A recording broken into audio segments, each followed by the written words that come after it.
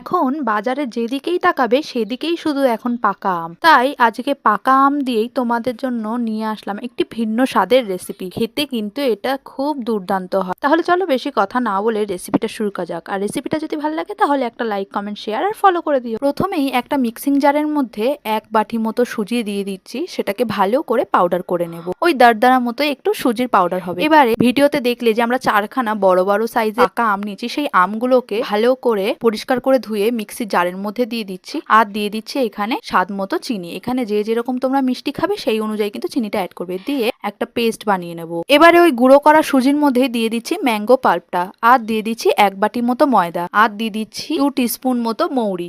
এবারে দিয়ে দিচ্ছি ঘন করে ফুটিয়ে রাখা দুধ। দিয়ে এটাকে ভালো করে মিক্সড করে নেব যতক্ষণ না একটা স্মুথ ব্যাটার রেডি হয়। ব্যাটারটাকে একটু পাতলা করার জন্য দিয়ে দিচ্ছি একটুখানি জল। দিয়ে এটাকে ভালো করে মিশিয়ে ঢেকে রাখবো ওই 15 থেকে 20 মিনিট মতো। ব্যাটারটা যদি একটু পাতলা মনে হয় তাহলে চিন্তার কোনো কারণ নেই, কারণ সুজি কিন্তু অনেকটা জলই অ্যাবসর্ব করে ফুলে উঠবে। দেখো 15 থেকে 20 মিনিট আমাদের ব্যাটারটাকে একদম রেস্টে রাখা হয়ে গেছে। আর থিকনেসটা দেখো, খুব পাতলাও না আবার খুব গাঢ়ও না, এরকম একটা থিকনেস কিন্তু এখানে রাখতে হবে। এদিকে কড়াইয়ের মধ্যে আমি সাদা তেল গরম হওয়ার জন্য বসিয়ে দিয়েছি। তেলটা গরম হয়ে গেলে এবারে এর মধ্যে দিয়ে দেবো 1 হাতা করে এই ম্যাঙ্গোর ব্যাটারটা। দেখো তেলে দেওয়ার সঙ্গে সঙ্গে আমাদের আমের মালপোয়াটা কেমন ফুলে উঠেছে। এইভাবেই কিন্তু আমরা দু পিঠ বেশ লাল করে ভেজে নেব। দেখো আমাদের প্রত্যেকটা আমের মালপোয়াই কিন্তু এরকম ভালোভাবে ফুলে উঠেছে। যেরকম নরম হয়েছে সেরকম কিন্তু খেতে খুব টেস্টি হয়েছে। তোমরাও কিন্তু বাড়িতে একবার এইভাবে আমের মালপোয়াটা ট্রাই করো, তোমাদের কিন্তু খুবই ভালো লাগবে। আর মালপোয়ার ভেতর থেকে আমের যে একটা সুন্দর সেন্ট বেরোচ্ছিল, সেটা যদি তোমরা বাড়িতে ট্রাই না করো বুঝতে পারবে না। দেখো